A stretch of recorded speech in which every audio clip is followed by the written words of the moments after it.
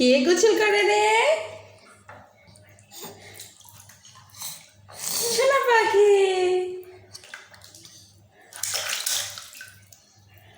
দাও দাও, তুমি থাপো, পানিতে থাপো।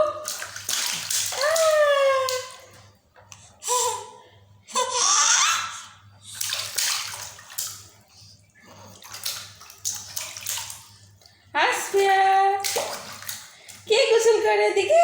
আসফিয়া, তাহলে খুশি আমার সোনা। গোসল করো, গোসল করো, গোসল করো পাখি, গোসল করো।